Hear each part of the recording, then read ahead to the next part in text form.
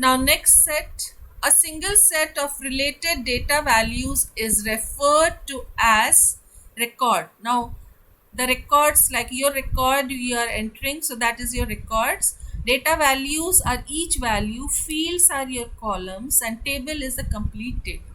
So wherever you are writing, you are entering a record of any particular item or student or airways, so that is record. Next, primary key allows null values, no, never. Primary key means unique and not null. So false. Check the answers. Green tick is in false, so false. A dash in a table represents a relationship among a set of values. So here key, normally using the key you are setting the relationship row. Let me check. A row in a table represents a relationship among a set of values. Yes, all the values in a record we are entering, so it will be row. And primary key, candidate keys are used for some, like primary key to mention which is the primary key with which you can search the tuples in a relation. So here row will be your answer. Next, for each attribute of a relation, there is a set of permitted values called the dash of that attribute for each attribute. So domain will be your, like you all are taking each domain, railway, bank, hospital. So in that domain you are creating your project. So for each attribute of a relation, there is a set of permitted values called the domains of that attributes. Next is department, employee, dept name is dash, and dept name in employee is dash. Now let us see. Dept name is given in both the tables, so we can use dept name to join the two table.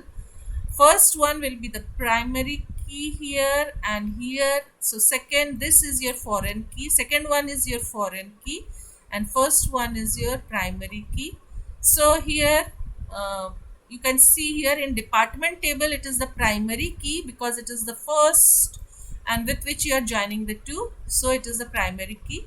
And in the employee table it is the foreign key because we are using to join the two tables. Correct. So B is the correct answer.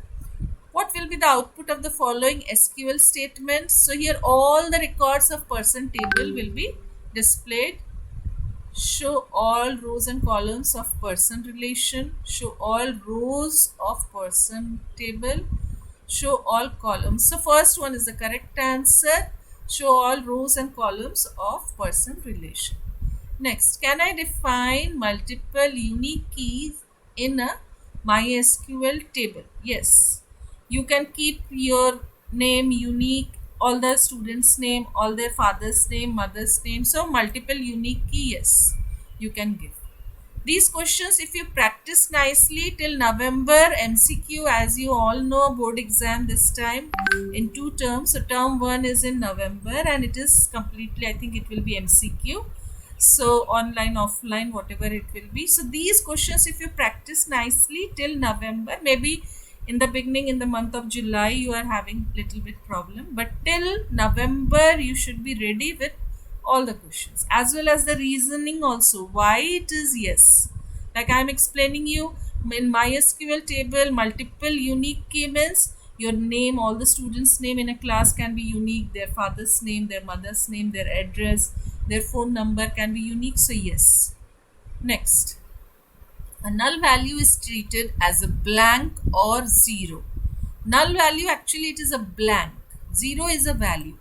So here actually in this question it should be only blank because 0 is a value, you can do calculation with 0, but null means empty or blank. So here blank or empty you can write here. Empty means nothing is there. Clear? So true. Next question. Ma'am, Yes.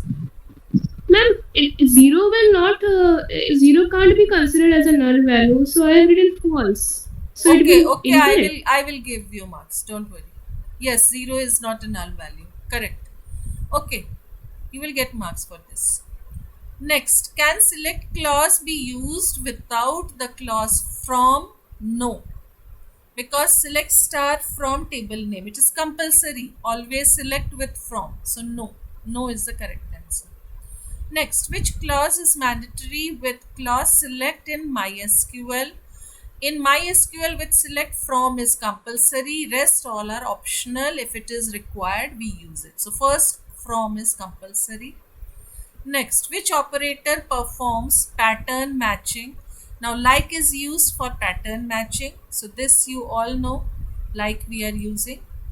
So green tick you can see in like. So this is your correct answer. The characters used for pattern matching in SQL query are only if character you have to take, then underscore, the last option, and if all you have to take, then the first option. Now here you can see square boxes are given, so multiple choice you can select here. Now in this, for pattern matching we are using percent as well as underscore, so these two you have to select. Wherever square is there, it is a check box, so multiple ticks, multiple answers can be correct. So in this question, two answers are correct, the first one and the last one. So this is again one part we have ended. Now